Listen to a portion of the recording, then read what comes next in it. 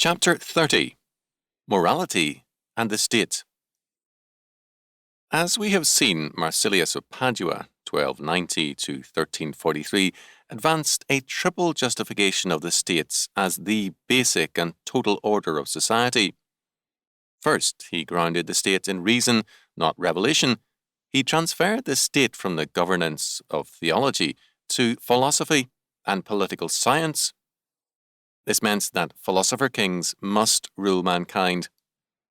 Second, Marsilius presented the state as supreme because it is the supreme coercive power, whose province it is to regulate and control strife and dissension by means of its power. Third, the state for Marsilius was the voice and the will of the people, so that it represented the true voice of man. As F.W. Bussell pointed out, this theory was democratic in name, but was in practice imperialist. To declare that the state is the voice of the people, the voice of man, is to deny legitimacy to any opposition, especially when the people are seen as naturally good and the state is seen as the expression of reason and rational order. Then opposition to the state becomes the expression of unreason and evil. The Church can at best be a subject and satellite to the civil state, if not an enemy because of its alien presuppositions. Not surprisingly, in the service of Louis IV of Bavaria, Marsilius became a persecutor of the Church and was rewarded with an archbishopric, and his associate Jandun was similarly rewarded. Marsilius's roots were pagan. Like Aristotle, he viewed the state as the ethical community and the source of ethical judgments. Hence, it was necessary to eliminate the possibility of interference by the Church. The Church was thus relegated to an antinomian spiritual realm. Without God's law, the Church had no basis for condemning the state, since the state was now the source of law. The Church was limited to rites, mystical experiences, and emotional expressions. Bussell said of Marsilius, quote, Marsilius, who with Aegidius follows Aristotle in tracing politics up from the family or household, desires to rehabilitate the state as the home of ethical life in the ancient spirit of classical times. He seems also to follow him in dividing the 6 functions, 3 productive, 3 protective, husbandry, crafts, and banking for the physical life, the duties of judge, soldier, and priest for both natural and spiritual life. The priesthood is just another department of the state set up and controlled by the people.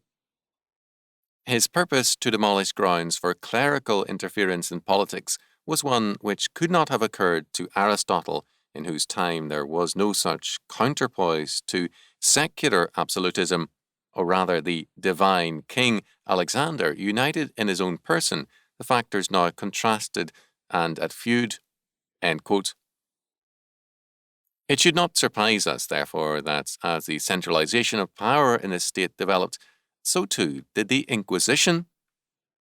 In its earlier years, the Inquisition worked to undercut the power of the bishops, who often protected the heretical groups from violence, in order to enforce unity in the state or empire. The state found the Inquisition a most valuable tool, one which is still used with other names and under other forms to compel conformity to the state. It should have made historians pause over the centuries and reflect on the fact that many of the rulers most vigorous in their use of the Inquisition were hardly believers.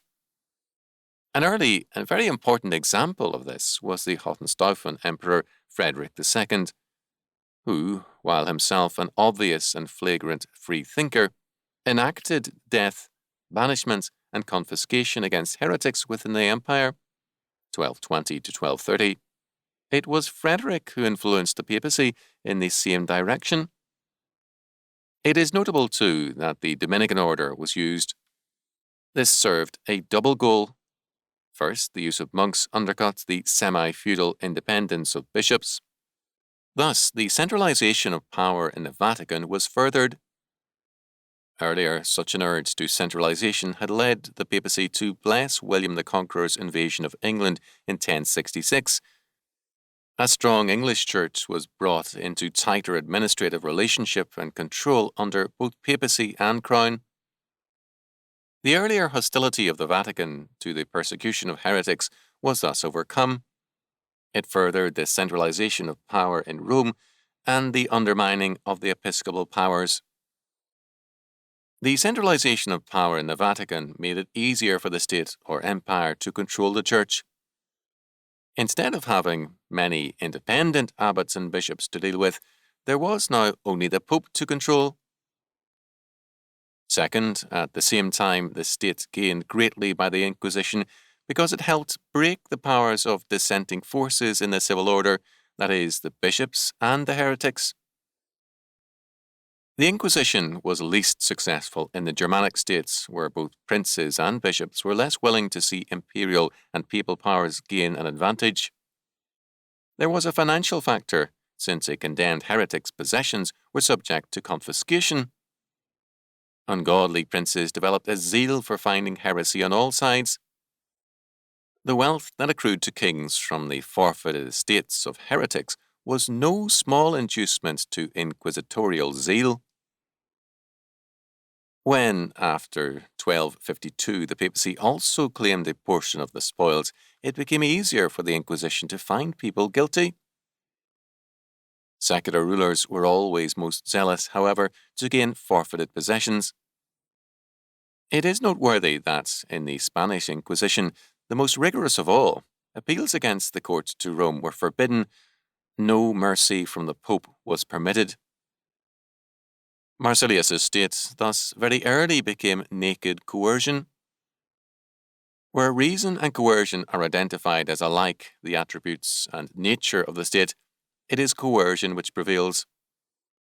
In Machiavelli, reason became openly what it had been earlier in most states, reasons of state, a justification of whatever the state did as inherently right, because the gaining, control, and retention of power and supremacy are priorities for the state.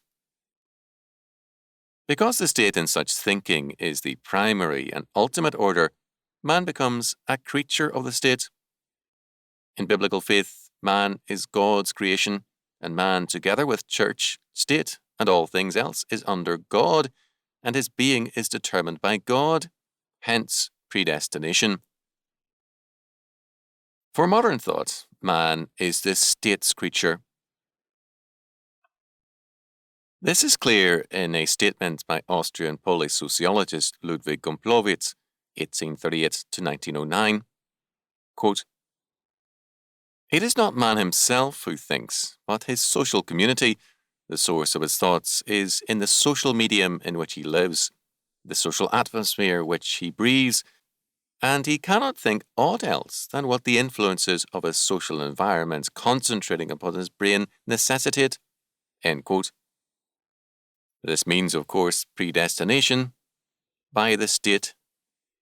Gomplowicz, a close friend of Lester Ward and a positivist, held also, quote, "My doctrine is that justice is the interest of the stronger," end quote. The philosophical idealists of the modern era have held with Marsilius that the state is morality. This was true of Thomas Hill Green, 1836 to 1882, who said, quote, "A right against society as such, a right to act without reference to the needs or good of society, is an impossibility, since every right depends on some social relation, and a right against any group of associated men depends upon association on some footing of equality with them or with some other men. If we regard the state as the sustainer and harmonizer of social relations, the individual can have no right against the state. Its law must be to him of absolute authority. No exercise of power, however abstractedly desirable for the promotion of human good it might be, can be claimed as a right unless there is some common consciousness of utility shared by the person making the claim and those on whom it is made. It is not a question whether or not it ought to be claimed as a right. It simply cannot be claimed except on this condition." End quote. Because for Green, the state is the moral order, no action can be moral except by reference to the needs or good of society. At times in pagan antiquity, the state has held abortion to be an evil, at other times a good, both judgments having been made in terms of the needs of society. For Green, reference to the law of God as revealed in the Bible is untenable. The point of reference is the social order and the state. Bernard Bosanquet, 1848 to 1923, could not see the state limited by morality because, for him, the state was morality. Hegelian idealism found full expression in his philosophy. Bosanquet held, quote, "The nation-state is the widest organization which has the common experience necessary to found a common life. This is why it is recognized as absolute in power over the individual and as his representative and champion in the affairs of the world outside. It is obvious that there can be but one such absolute power in relation to any one person, and his discharge from one allegiance can only be effected by his acceptance of another. The nation-state as an ethical idea is, then, a faith or a purpose, we might say a mission, were not the word too narrow and too aggressive. The modern nation is a history and a religion rather than a clear-cut idea." End quote. The positivists discarded the idea of morality as metaphysical nonsense. The philosophical idealists identified it with the state. The results in both cases were the same. Moral judgment was rendered null and void in either case. If the state is morality incarnate, how can the state be criticized? Again, if there is no morality, how can the state be criticized? No valid criticism or opposition to the state is then possible. As Mexican positivist thinkers held, quote, "The clergy and the military exist to serve the nation, that is, the people." End quote. In Mexico, morality was held to belong to the social field, to the state, not the church. The same was true of education. The state had come to replace the church. As Zea noted, quote, "Actually, both liberals and positivists were sectarians. Both were fighting for spiritual power." End quote. The state, as man's true order, preempted man's freedom and powers, so that Gabino Barreda could say, quote, "The rights of society are more important than the rights of man." End quote. In the various church and state trials in the United States in the 1970s and 1980s, it has been clear that the officials of state believe that only the state has rights, and that the coercive powers of the state are good and beyond criticism.